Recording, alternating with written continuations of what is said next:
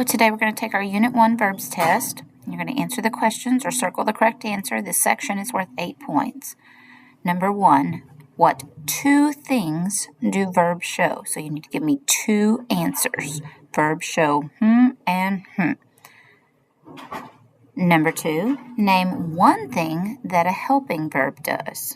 It's in the name.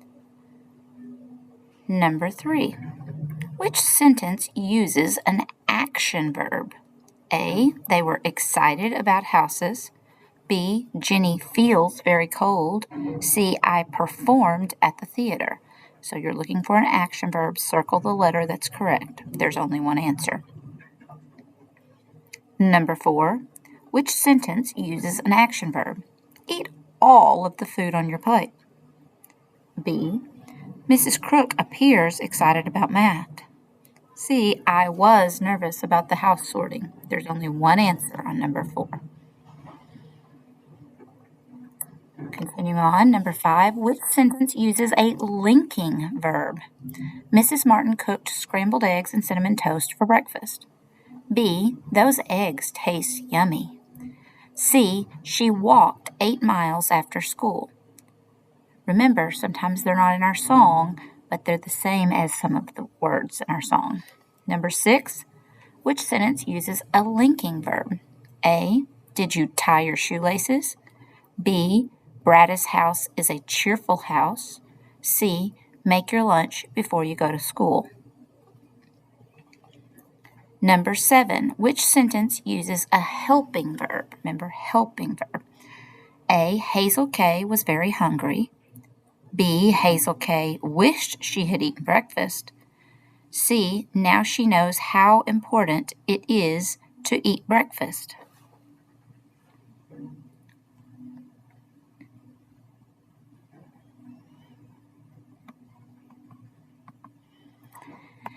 The last part of this section, number 8, which sentence uses a helping verb? A, most students will write for the entire 10 minutes. B, Ransom and Graham played Battleship during recess. C, during class, Anderson and Mason appeared sleepy. Now we're ready for your chart. For your verb tense, we're writing past, present, or future. The first one gives you the present tense verb make. Today I make a good grade. Yesterday I blank a good grade. Tomorrow I blank a good grade. The next one gives you the past tense of clapped. Yesterday I clapped for my friends. Today I blank for my friends. Tomorrow I blank for my friends. Next one, write. Today I write a story. Yesterday I blank a story. Tomorrow I blank a story. So you're writing the future tense in the future column and the past tense in the past for write. Okay, on the last one, we already have the future tense. Tomorrow I will dance. So we're trying to do present tense. Today I blank. Yesterday I blank. Okay, now we're picking from the words in the parentheses at the end. So number 17, the words are either sit or sat, and you're going to write it in the blank. Jack blank in the corner. You can add an S if you need to. So like Jack sits or Jack sats in the corner. Number 18, they always sit together or sat together. Number 19, we're using the words lie or lay. You should lie down if you do not feel well, or you should lay down if you do not feel well.